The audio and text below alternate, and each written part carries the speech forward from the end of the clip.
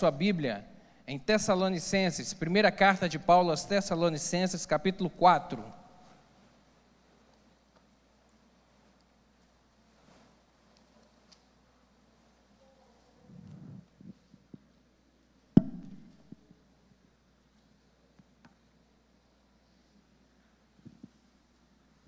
Primeira carta de Paulo aos Tessalonicenses, capítulo 4, a partir do verso 1, vou te convidar a ficar de pé, para juntos lermos em reverência essa palavra, essa santa palavra.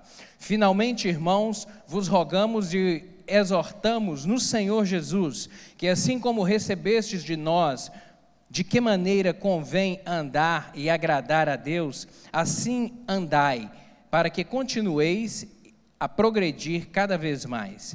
Porque vós bem sabeis que mandamentos vos temos dado pelo Senhor Jesus, porque esta é a vontade de Deus, a vossa santificação, que vos abstenhais da prostituição, que cada um de vós saiba possuir o seu vaso em santificação e honra, e não na paixão da concupiscência, como os gentios que não conhecem a Deus.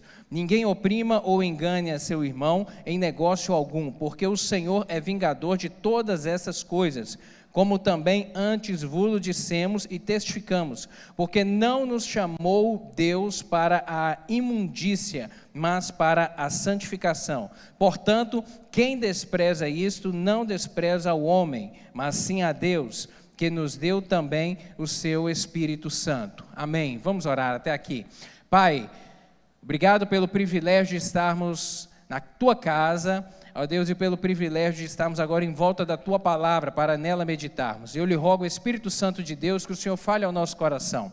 Em nome de Jesus, o Senhor já está à vontade neste lugar, porque já prestamos a Ti adoração, louvores, e desejamos que nessa hora o Senhor fale conosco, de uma maneira pessoal. Eu lhe peço, meu Deus, uma porção de graça sobre o coração de cada um dos meus irmãos aqui, que o Senhor fale conosco nessa manhã. Dá-me graça para transmitir essa palavra. Espírito Santo, eu dependo de Ti. Eu lhe peço que o Senhor repreenda toda e qualquer, ó Deus, ingerência do inimigo que queira roubar essa palavra, que queira roubar essa atenção, a atenção dos meus irmãos neste momento. Que estejamos todos conectados ao trono da graça. É o que eu lhe rogo em nome de Jesus. Amém.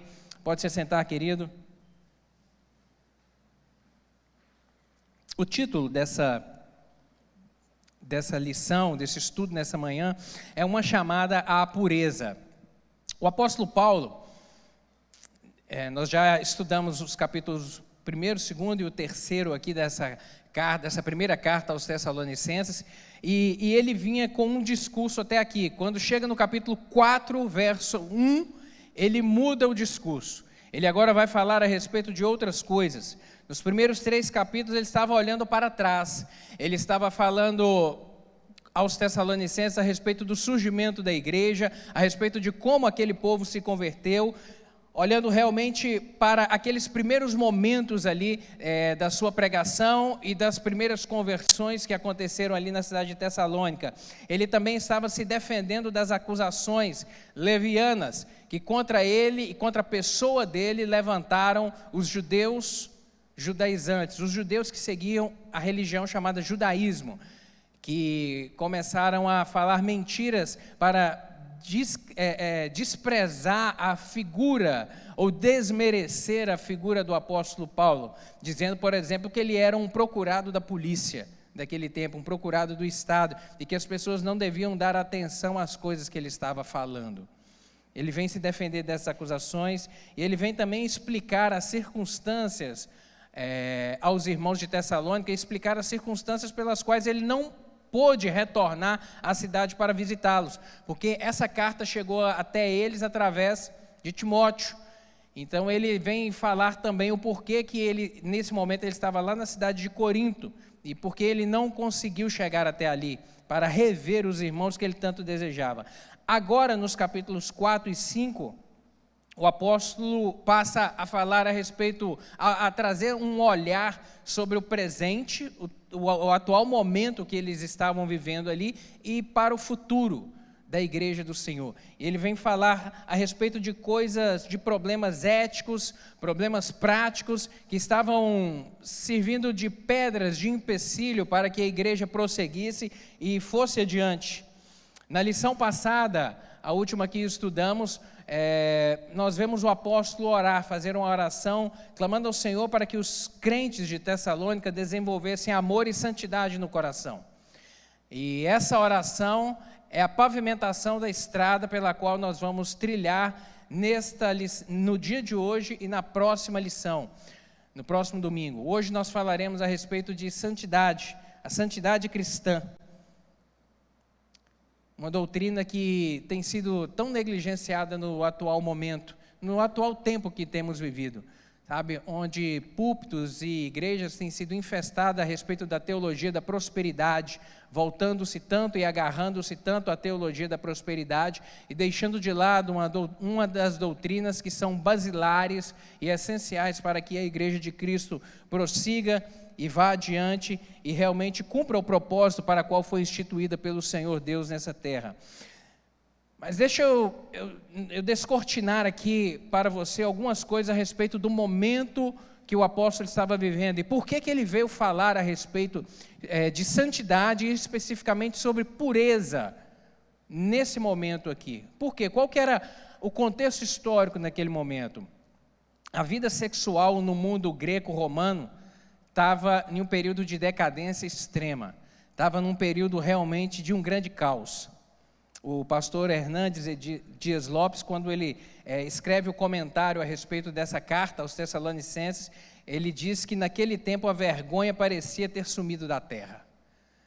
Realmente o povo estava sem vergonha, sobre o aspecto mais triste dessa palavra. A vergonha tinha sumido, o pudor das pessoas havia realmente desaparecido. A sociedade romana, ela vivia em uma promiscuidade sem limites, E desde a sociedade, o baixo nível social, até os mais elevados níveis sociais. Até mesmo, por exemplo, é citado na história a esposa do imperador romano Cláudio, até mesmo a esposa do imperador. O registro histórico diz que ela saía às escondidas durante a noite para servir em um prostíbulo público da cidade. Dos 15 imperadores romanos, apenas Cláudio, esse aqui, o traído, não foi homossexual. Todos os outros eram. Para o mundo greco-romano, a imoralidade, ela era uma questão normal da vida. A sexualidade, a imoralidade estava realmente desregrada. A prostituição, ela estava vinculada ao culto, à adoração, ao templo. E era-se prestado, nos cultos que eram prestados naquele tempo, práticas sexuais. Era muito comum a figura de prostitutas sagradas nos templos romanos. E o povo de Deus, os cristãos, aqueles que entregaram o coração a Jesus, sejam eles judeus, sejam eles gentios, saíram agora de dentro desse meio, dessa sociedade, para constituir a igreja do Senhor. Mas a igreja do Senhor não saiu da sociedade, ela continuou ali. Então esse era o contexto do povo de Deus naquele momento, vivendo no meio de uma sociedade promíscua, corrompida ao extremo. E aqui o apóstolo Paulo, ele se coloca contra essa imoralidade sexual, e ele vem escrever esse capítulo 4 aqui para trazer um alerta à igreja do Senhor a respeito disso, como deveriam se portar. Isso porque nós sabemos que o sexo santo, puro, prazeroso, ele foi criado por Deus. Ele foi criado por Deus, mas nesse tempo aqui a igreja do Senhor estava vivendo um momento em que ele estava banalizado, ele estava sendo comercializado, ele tinha sido vilipendiado. Realmente algo bom e belo que Deus criou, e a Bíblia diz que tudo que Deus criou é bom. Agora o diabo transforma isso em algo para a corrupção do coração e da alma do homem. E esse era um triste momento aqui. E não somente olha só, a gente está falando de algo que aconteceu cerca de 2000 anos atrás. E agora, 2000 anos depois, eu te pergunto, qual que é o retrato da nossa sociedade? Está muito diferente disso aqui? Está muito longe? Está muito distante? A gente realmente temos visto e vivido no meio de uma sociedade que perdeu o pudor, perdeu o respeito e que perdeu a vergonha também. uma sociedade promíscua que nós temos vivido, que basta você ligar o canal de televisão que você vai ver de tudo quanto é tipo de lixo imoral sendo divulgado, sendo propagado, sendo veiculado às claras. Mas, contudo, a vontade de Deus para a sua igreja é a santificação. Amém? A vontade de Deus para a sua igreja é a santificação. Deixa eu te fazer alguns apontamentos aqui a respeito dessa questão de sexo e sexualidade. A respeito de o cristão e o sexo. A gente tem que entender de uma maneira muito clara que o sexo e a sexualidade eles foram criados por quem? Por Deus. Foram criados por Deus. Quem formou o homem? Deus. Quem criou o homem e a mulher? Deus. Ou você imagina que quando Deus foi criar Adão e Eva, na hora que estava criando o corpo, pediu a ajuda do diabo e falou: diabo, faz aqueles negócios ali, porque eu não posso ver. Não, querido. Quem formou o nosso corpo foi Deus. Quem criou a nossa sexualidade foi Deus, de uma maneira perfeita, pura, para ser usada de maneira adequada, de maneira correta para o nosso próprio bem. E quais são as marcas de um verdadeiro cristão a respeito, quando a gente fala de sexualidade? O cristão é aquele que se abstém da impureza sexual. Essa é a diretriz da palavra do Senhor. O cristão é aquele que deve se abster da impureza sexual. As instruções de Deus com referência ao sexo, elas não têm o objetivo de privar as pessoas da alegria. Na verdade, não é isso, não é privar, mas de protegê-las de modo que não percam a alegria. Quando a palavra do Senhor vem dizer, não adulterarás, o adultério é todo relacionamento sexual fora do casamento. Quando vai dizer não adulterarás, na verdade aqueles muros, o muro que deve ser criado em volta do casamento, baseado nesse princípio, não é para privar de uma alegria externa, na verdade é para proteger o nosso casamento, para que ele cresça como um jardim guardado, cuidado e zelado. É para isso. O Senhor, Ele tem a diretriz certa para a nossa vida. Quem deseja mais o nosso bem? Deus. Deus. Ele nos planejou, nos criou e deixou na sua palavra diretrizes para vivermos e desfrutarmos da vida abundante que Ele tem para nós. E a respeito da sexualidade, a gente tem que ter isso em mente. A diretriz do Senhor a respeito de mantermos a pureza sexual não é para privar de uma alegria, não, é para nos proteger. Quantos jovens que trilham o caminho da sexualidade precoce antes do casamento, que é chamado na Bíblia de prostituição, têm a sua vida arruinada, a sua vida devastada por traumas, por problemas, que aí quando entram para a vida conjugal, para um relacionamento conjugal, trazem consigo traumas, trazem consigo frustrações, trazem consigo cicatrizes que marcam e que ferem e que por vezes compromete o saudável desenvolvimento de um relacionamento conjugal por conta de traumas vividos lá no passado. A palavra do Senhor, querido, ela para nós, ela é uma bússola que deve servir que serve para apontar o norte e que devemos ter como princípio básico, de que toda ela é para o nosso bem, para o nosso bem. O cristão é aquele que sabe controlar o seu próprio corpo. Ele deve ter essa consciência, o corpo deve ser usado para a santificação e para a honra. O cristão é aquele que resiste, que deve resistir aos desejos lascivos da nossa carne. A nossa carne é pecaminosa. Por que o retrato da nossa sociedade de hoje é semelhante a esse de 2000 anos atrás, relatado em 1 Tessalonicenses, e também não é diferente daquele lá de Sodoma e Gomorra da era de Abraão? Por quê? Porque a única coisa que difere-nos, a única coisa que nos difere é o número do CPF. O resto, a gente é tudo igual. A única coisa que é diferente na gente é o número do CPF. O resto, a gente é igual. Por quê? Porque nós temos em nosso corpo algo que está incrustado no nosso DNA, chamado pecado adâmico. E isso nós carregamos conosco. Isso nasce com a gente. A gente precisa de ensinar uma criança de 1 ano ou 2 anos a chutar ou a morder o seu coleguinha para tomar um brinquedo? Ninguém ensina. ele já nasce fazendo isso sozinho. Por quê? Porque isso é o pecado adâmico, é uma manifestação de egoísmo. Isso é o pecado que nós carregamos conosco. E esse pecado, à medida que vamos crescendo, ele e vivendo no contexto, ele vai tendo materialização, outras formas de materialização, melhor dizendo, quando voltamos o olhar para o aspecto da sexualidade, desejos lascivos da nossa carne, do pecado que habita em nós, desejos de impureza e que devem ser combatidos, que devem ser limitados. É um grande desafio. É um grande desafio, mas a palavra do Senhor chama o cristão a viver um padrão de vida diferente, baseado na palavra do Senhor. E essa impureza sexual, ela deve ser realmente deixada de lado, porque aquele que permanece no pecado da impureza, aquele que não confessa, que não deixa, ele também não encontrará a misericórdia do Senhor na sua vida. Abra sua Bíblia, por favor, 1 Coríntios capítulo 6. 1 Coríntios capítulo 6, versos 9 e 10, diz assim a palavra do Senhor: não sabeis que os injustos não hão de herdar o reino de Deus? Não erreis, nem os devassos, nem os idólatras, nem os adúlteros, nem os efeminados, nem os sodomitas, nem os ladrões, nem os avarentos, nem os bêbados, nem os maldizentes, nem os roubadores herdarão o reino de Deus. A palavra do Senhor, ela fala de uma forma muito clara, para apontar condutas, não pessoas, apontar condutas, porque o Senhor não discrimina pessoas.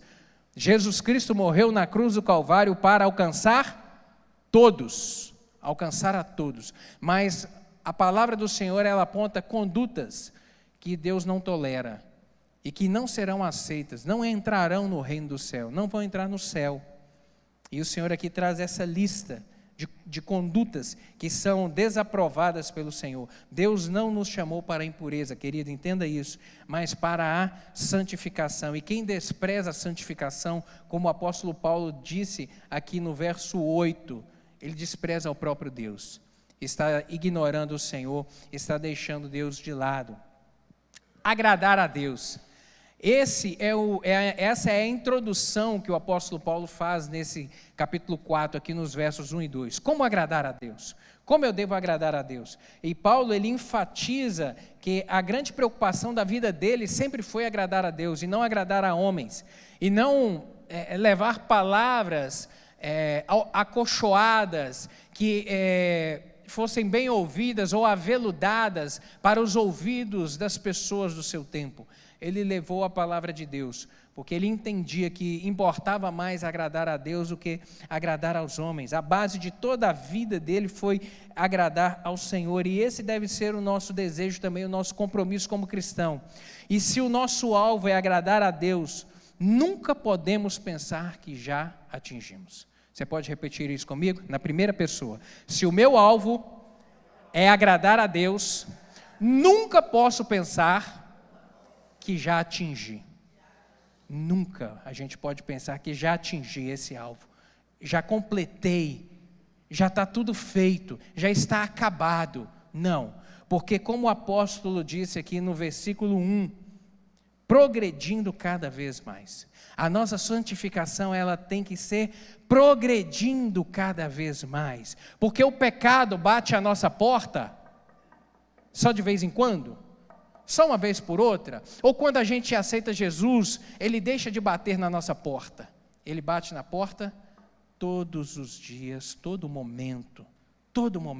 Por isso que a gente nunca pode pensar que se o meu desejo como cristão é agradar ao Senhor, já está completo. Não, eu já recebi Deus no meu coração e pronto, já está completo. Não, querido, não está completo. E nós veremos de uma maneira bem específica aqui, por que não está completo. Eu vou te explicar a respeito disso. Essa é uma orientação bem prática que o apóstolo nos mostra nessa manhã.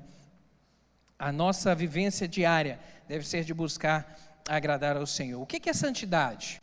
O que é santidade? Para a gente então termos aqui um conceito. Santidade realmente é como um corte, é decidir me afastar de tudo aquilo que não pertence a Deus ou que desagrada ao Senhor, para me dedicar àquilo que é puro, perfeito, sagrado, reto. bem claro e bem simples assim, para ser de fácil entendimento. E viver uma vida de santidade deve ser uma determinação do coração do cristão, um viver exclusivo para Deus. A palavra do Senhor, por que, pastor, o Senhor está dizendo isso? Que essa santidade deve ser buscada, deve ser algo desejado, a gente deve caminhar nessa direção. E por que isso é inegociável? A gente não deve flexibilizar, a gente não pode relativizar. Porque a Bíblia, ela fala de uma maneira muito clara a respeito disso. É uma necessidade nossa viver uma vida santa. Romanos capítulo 13, abre aí por favor sua Bíblia, versos 13 e 14. Eu vou fazer referência aqui a diversos textos ao longo dessa aula, para poder te mostrar que tudo isso que eu estou dizendo está na Bíblia. Isso é palavra do Senhor para as nossas vidas, não é algo que a gente imagina, que a gente cria da nossa própria vontade. Romanos capítulo 13, versos 13 e 14, o apóstolo Paulo vai dizer: comportemo-nos, na versão NVI, comportemo-nos com decência, como quem age à luz do dia, não em orgias e bebedeiras, não em imoralidade sexual e depravação, não em desavença e inveja. Pelo contrário, revistam-se do Senhor Jesus Cristo e não fiquem premeditando como satisfazer os desejos da carne. O apóstolo fala, portanto, de uma maneira muito clara: resguardar, pureza. Colossenses capítulo 3, verso 5, acompanhe aí por favor.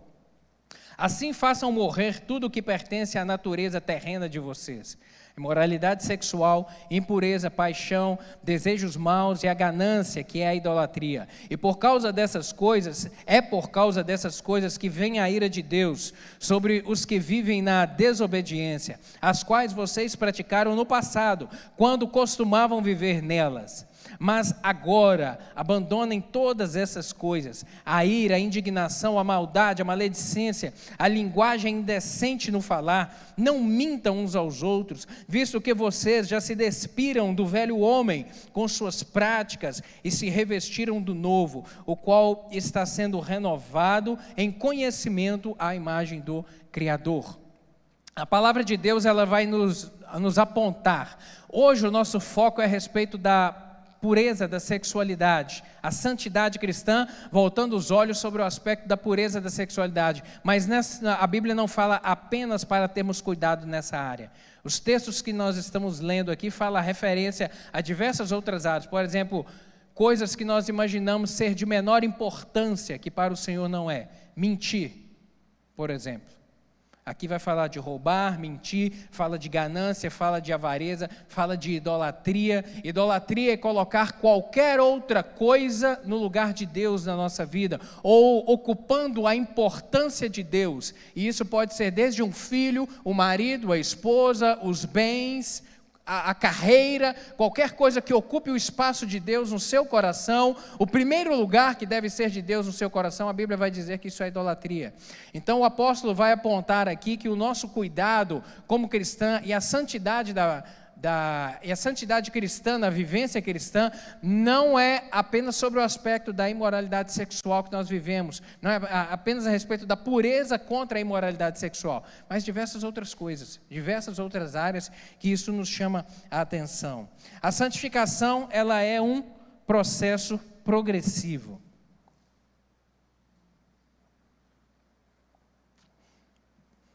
Responda para mim uma coisa: você vai morar no céu? Você vai morar no céu? Vai? Como é que você tem certeza que você vai morar no céu? A palavra de Deus garante. Mas você entende o que é esse negócio de morar no céu? Porque de repente você fala assim: eu vou morar no céu porque um dia eu entreguei a minha vida para Jesus. É verdade. Só que isso aí é apenas um elo da corrente. O entregar a vida a Jesus é apenas um elo da corrente, chamada doutrina da salvação. É apenas um dos elos. E aí você tem que entender isso por inteiro, para poder saber o início, o meio e o fim, aonde que isso vai desaguar.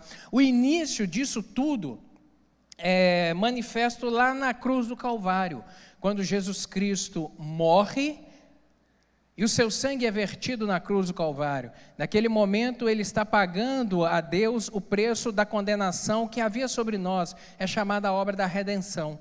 Isso é a redenção, é a morte de Jesus. Então o processo da nossa salvação começa, não é agora, começou, não foi no dia que você entregou sua vida a Jesus. Não, começou lá atrás. Quando Jesus morreu na cruz do Calvário, lá estava começando o nosso processo de salvação. E ele começa por lá, e ele logo na sequência, aí vai entrar você na história, que é quando você decide entregar a sua vida a Jesus. Nesse momento naquele dia tão especial para você, que pode ter sido de uma maneira em pública, ou pode ter sido individual, aonde você estava, no dia que você falou, Jesus, entra no meu coração, eu preciso do Senhor. Eu quero andar com o Senhor. No dia que você fez essa declaração e abriu o seu coração para Ele, Ele veio, o Espírito Santo começou a habitar no seu coração. Nesse momento, esse ato, ele é chamado de justificação, que é quando o homem entrega o seu coração, a sua vida ao Senhor. E justificar significa desculpar, significa retirar a culpa. Nesse momento que você entregou a sua vida a Jesus, a culpa do pecado que pesava sobre você foi retirada, porque ela foi coberta pelo sangue de Cristo, então ela é retirada. Romanos capítulo 13, versos 23 e 24, o apóstolo Paulo vai dizer, porque todos pecaram e destituídos estão da glória de Deus, sendo justificados gratuitamente pela graça, pela redenção que há em Cristo Jesus. Então a nossa justificação, o perdão dos nossos pecados, o perdão da culpa do pecado adâmico que pesava sobre você e pesava sobre mim, ele foi retirado, foi alcançado, ou seja, essa culpa foi retirada em razão da obra de Cristo lá na cruz do Calvário. E aí agora te alcançou. Mas quando você abre o seu coração para Jesus e agora o Espírito Santo passa a habitar dentro de você, agora vai começar o que a Bíblia chama do processo da regeneração. Porque antes você pensava de um jeito e agora você vai ter que pensar de outro. Por quê? Porque agora o Espírito Santo começa a ministrar coisas ao nosso coração para mudar a nossa vontade. Coisas que você praticava, agora você vai deixar de praticar. Por quê? Porque a sua mentalidade vai sendo moldada e trabalhada pelo Espírito Santo do Senhor. Isso a Bíblia chama de novo nascimento, que é essa regeneração. Regenerar é o quê? Nascer de novo. 2 Coríntios capítulo 5, verso 17, assim que, se alguém está em Cristo, nova criatura é, as coisas velhas já passaram, eis que tudo se fez novo. Se alguém está em Cristo, se alguém agora é de Cristo, é uma nova vida, é diferente, porque o Espírito Santo agora vai trabalhando. Esse é o terceiro elo da corrente. Mas tem o quarto elo, que é a santificação. É a santificação, porque Cristo morreu na cruz, redimiu dos pecados, você entregou o coração a Cristo, os seus pecados foram perdoados, você foi justificado, o Espírito Santo habita no seu coração, agora ele começa a transformar o seu eu, começa a te transformar num novo homem, em uma nova mulher, mas a sua caminhada segue na vida. E agora a palavra do Senhor vai dizer que nós devemos viver de maneira santa, separada para Ele. Esse agora é o chamado do processo da santificação, que é o quarto elo dessa corrente.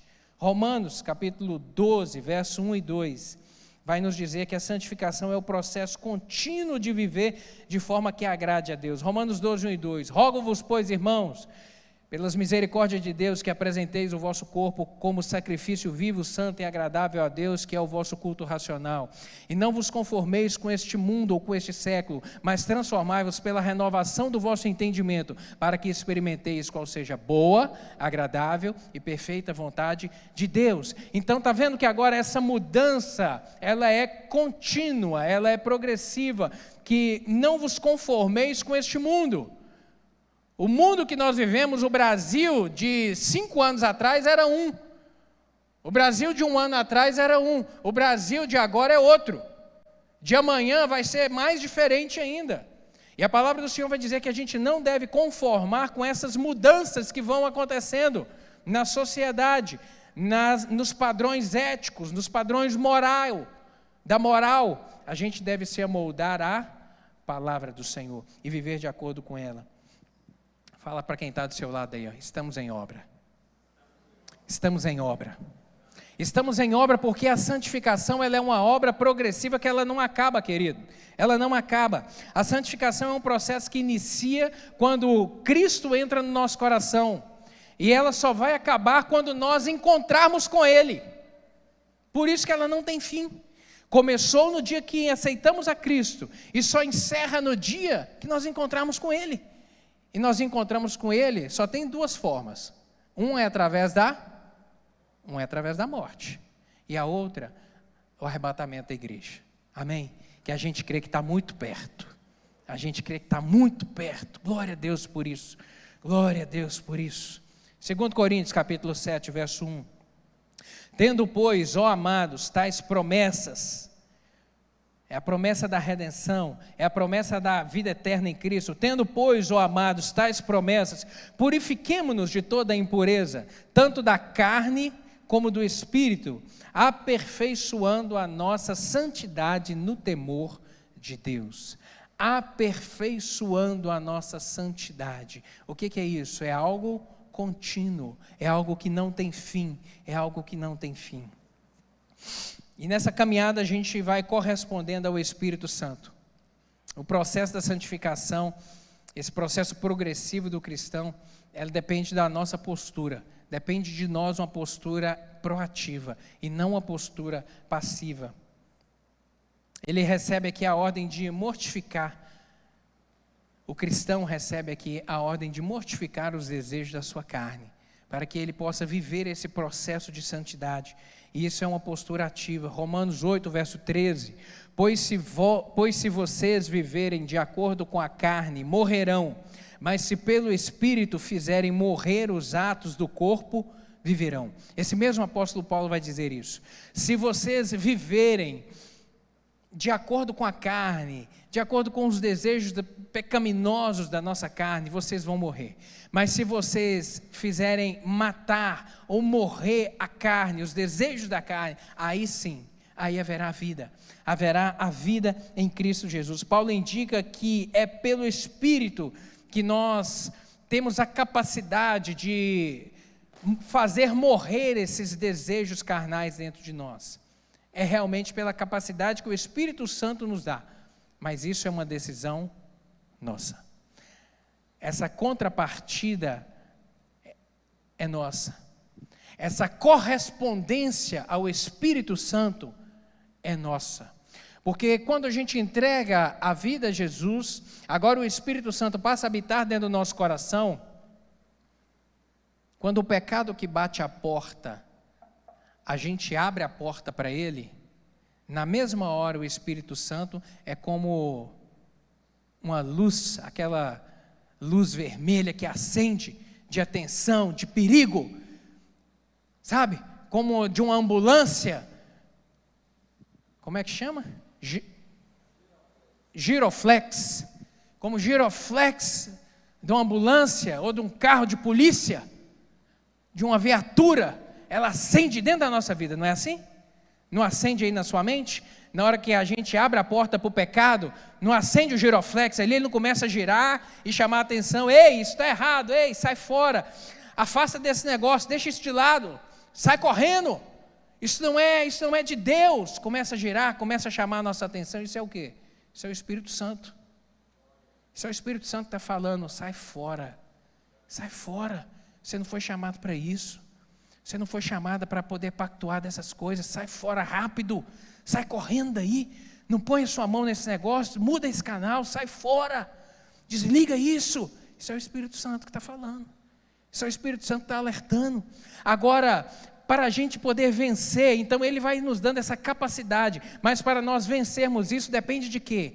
Da nossa correspondência, depende de uma decisão nossa, depende de desligar a TV, depende de mudar o canal, depende de falar, eu não aceito, eu não entro nesse negócio, depende de falar, não, mas é uma ótima oportunidade financeira, vai me trazer um bom retorno, não, mas eu não aceito, rapaz, mas você vai perder esse negócio, vou, Deus abriu outra porta, rapaz, você não vai se aproveitar, não, eu não compactuo com a mentira, eu não falo, não, eu não vou entrar, eu não vou agir desse jeito, não, eu não vou.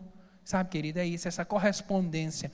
O Espírito Santo, ele ajuda, o Espírito Santo capacita, o Espírito Santo alerta, mas essa correspondência é nossa. É falar, Senhor, eu me submeto, eu aceito. A capacitação vem do Espírito Santo, mas a decisão é nossa. Colossenses capítulo 13, verso 5. Assim façam morrer tudo que pertence à natureza terrena de vocês. Assim façam morrer tudo que pertence à natureza terrena. Então tem que ficar de lado. A responsabilidade é responsabilidade do crente realmente viver uma vida de santificação. E o escritor aos Hebreus, ele vai dizer por que disso. Ele traz a justificativa.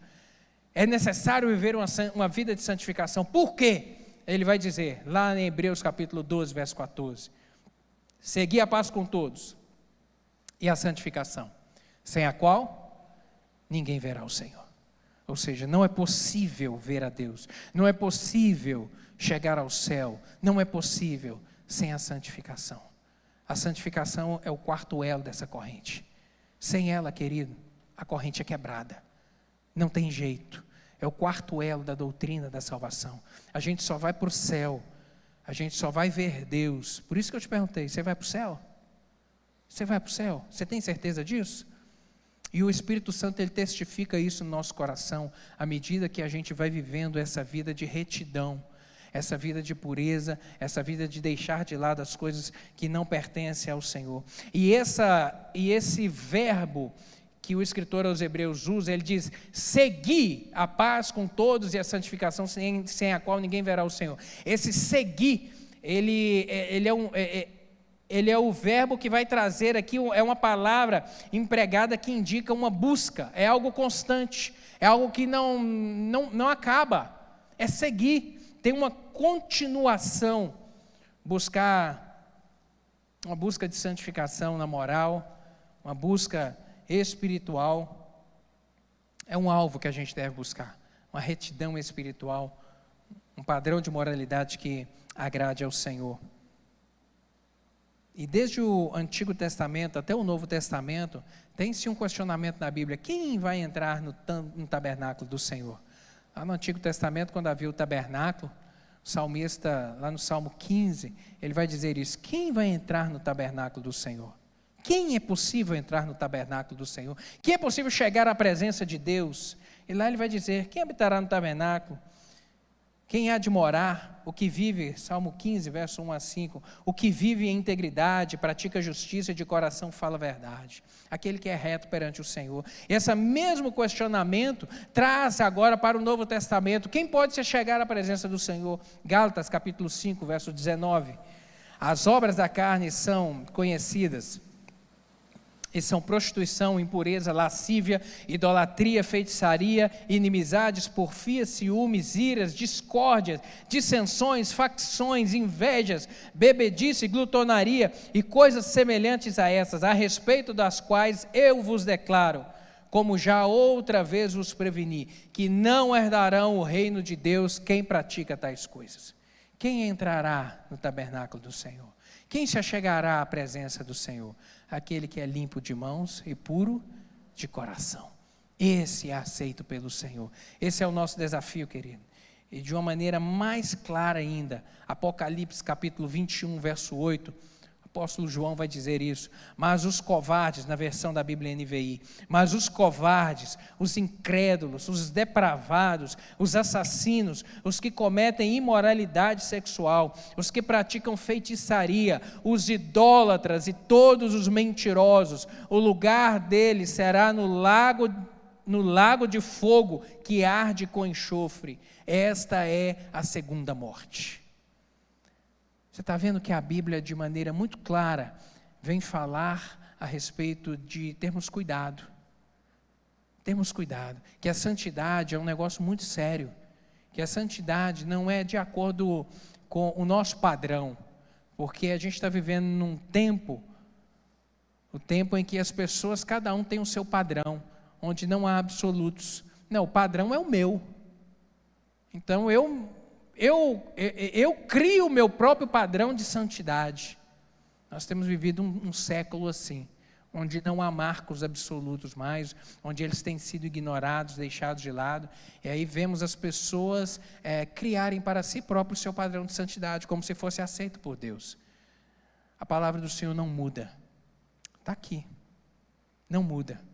Não muda. E é um grande alerta para nós decidimos nos portar dessa maneira para que realmente a gente tenha convicção. Você vai morar no céu? Amém? Você vai morar no céu? Amém. Santidade. Santidade. A vontade de Deus é que os seus filhos reflitam o seu caráter.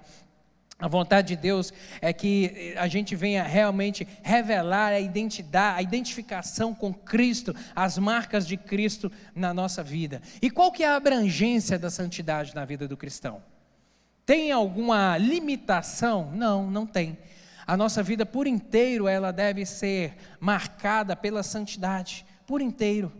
1 Coríntios capítulo 10, verso 31, portanto, quer comais, quer bebais, ou façais qualquer coisa, fazei tudo para a glória de Deus. Ou seja, desde as coisas mais básicas, desde elas, a partir delas, como comer e beber, que nós temos que fazer todos os dias, senão a gente não sobrevive. Desde isso, até qualquer outra coisa, tem que ser feito para a honra do Senhor, para a glória do Senhor, para dignificar o nome do Senhor. Aqueles que desejam agradar a Deus devem entender a necessidade de ter um estilo de vida de santidade. E a Bíblia nos chama isso, a desenvolver um estilo de vida de santidade. Não para, entenda isso, não é para sermos e nos julgarmos melhores do que os outros. Não, não. Porque perante Deus, a palavra do Senhor diz que as nossas justiças são como trapo de imundícia. Mas a palavra do Senhor vai dizer que o Senhor estabelece esses princípios para termos uma qualidade de vida e uma qualidade de relacionamento uns com os outros e relacionamento com Ele, de uma maneira ajustada, certa, santificada, separada do padrão corrompido de moralidade que a nossa sociedade vive. E a santificação, ela é a condição para que a bênção do Senhor recaia sobre nós. Para que as maravilhas de Deus sejam manifestas na nossa vida, a santificação ela é requisito básico. Nossa correspondência ao Espírito Santo determina o agir de Deus em nossas vidas. Eu vou repetir porque eu quero que você grave isso. A nossa correspondência ao Espírito Santo determina o agir de Deus em nossas vidas. A nossa correspondência ao agir do Espírito Santo no nosso coração determina o agir de Deus em nossas vidas. Nós vemos isso de uma forma muito clara na palavra do Senhor.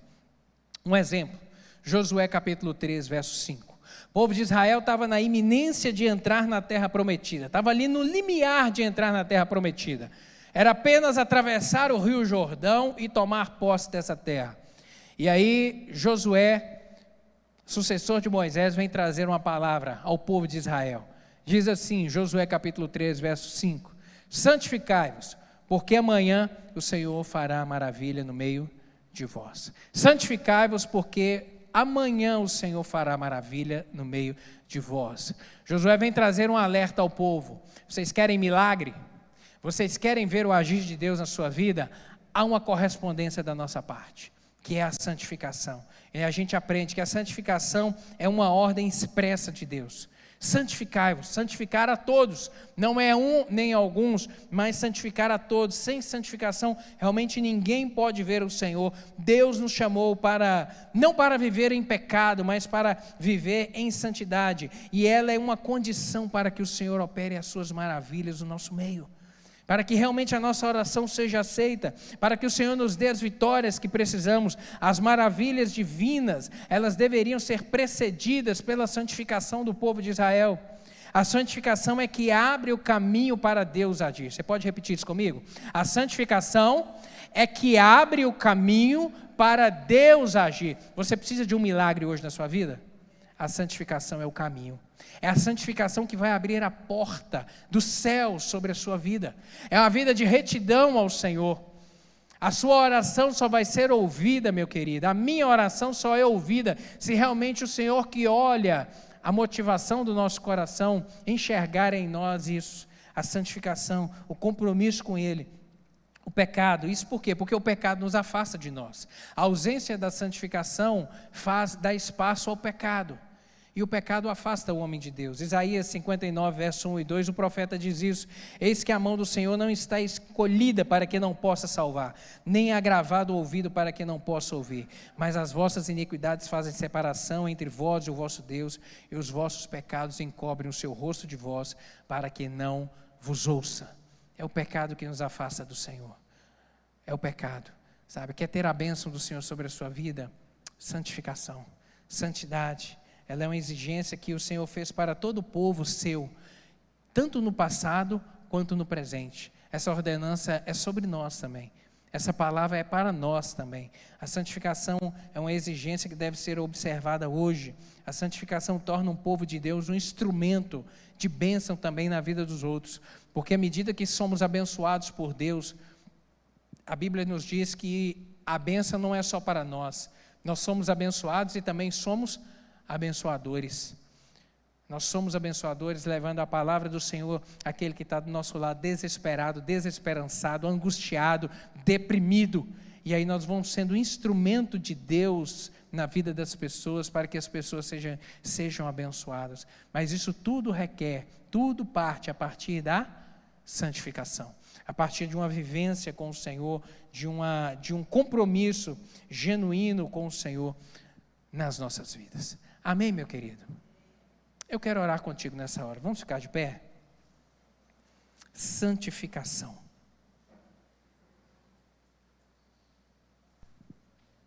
Quero orar contigo. Tenho certeza que o Espírito Santo falou com você nessa manhã. E alguma parte dessa palavra que Ele ministrou contigo, eu quero que você coloque a mão no seu coração. De repente você está precisando de ajustar algumas coisas com o Senhor. De repente você não está tendo atenção para o giroflex santo, que está às vezes soando dentro do seu coração, e você, nos momentos que você abre a porta para o pecado, e aí o Espírito Santo fala contigo, e você às vezes está negligenciando essa voz. Às vezes você precisa de ajustar isso nessa manhã. Ou às vezes você está precisando de milagre de Deus na sua vida. Você está precisando de uma resposta de oração, você está precisando de um mover de Deus na sua vida. E a santificação, é através da santificação que o Senhor vai agir. Hoje Ele te trouxe essa palavra. Você precisa de um milagre, você precisa de uma porta aberta, você precisa de um mover do Senhor extraordinário na sua vida. Santificai-vos hoje, para que amanhã você possa ver a maravilha do Senhor. Mas o santificar é hoje, não perde tempo não. Não perde tempo não. Não perca a oportunidade não, de hoje você decidir: Senhor, eu quero mais retidão com o Senhor. Lembre-se da correspondência ao Espírito Santo. Você tem que corresponder. O Espírito Santo fala, mas precisa da sua correspondência. Precisa de você tomar a decisão, falar: Senhor, eu estou aqui. Deus, eu estou me rendendo novamente ao Senhor. Deus, eu estou reassumindo esse compromisso com o Senhor. Deus, eu preciso dos teus milagres na minha vida. Meu Deus, eu estou hoje me santificando para que o Senhor possa fazer o milagre que eu estou precisando amanhã. Em nome de Jesus. Deus, obrigado pela tua palavra. Obrigado porque ela nos dirige, nos instrui, nos mostra a respeito de um Deus de amor, de misericórdia, de bondade. Meu Deus, nos mostra o plano do Senhor para a gente. Meu Deus, que é de alcançarmos o céu. E esse plano começou lá com Cristo, morrendo na cruz do Calvário. Meu Deus, Ele se materializou quando entregamos o nosso coração ao Senhor, e o Espírito Santo veio habitar em nós, e, ó Deus, e nos transformar e nos regenerar. Meu Deus, e Ele é manifesto no nosso dia de hoje, no dia de hoje, neste domingo. Meu Deus, e será manifesto no dia de amanhã também. Meu Deus, quando nós decidimos viver essa vida de santidade com o Senhor. E é isso que nós queremos, alinharmos o nosso ponteiro com o Senhor e sermos realmente abençoados nessa terra, na nossa caminhada cristã. Em nome de Jesus. Espírito Santo, completa essa palavra no coração de cada um dos meus irmãos. Fala, meu Deus, de uma maneira poderosa. Que essa manhã seja manhã de decisões, amanhã de correspondência ao Espírito Santo do Senhor. Meu Deus, amanhã de decidir corresponder à palavra do Senhor, ao chamado do Senhor. Meu Deus, a ordenança do Senhor para nós hoje. Santificai-vos, para que amanhã vereis as maravilhas do Senhor. Meu Deus, há pessoas aqui que precisam da tua intervenção também, dos milagres, e que estão hoje decidindo se santificar, para verem amanhã o mover do Senhor nas suas vidas. Espírito Santo, age de uma maneira poderosa, em nome de Jesus, meu Deus, e completa essa palavra com sinais e com prodígios do Senhor, para que o teu santo nome seja exaltado e seja glorificado no céu, na terra e nas nossas vidas. É assim que eu lhe oro, Pai, no nome santo, poderoso e maravilhoso de Jesus Cristo. Amém.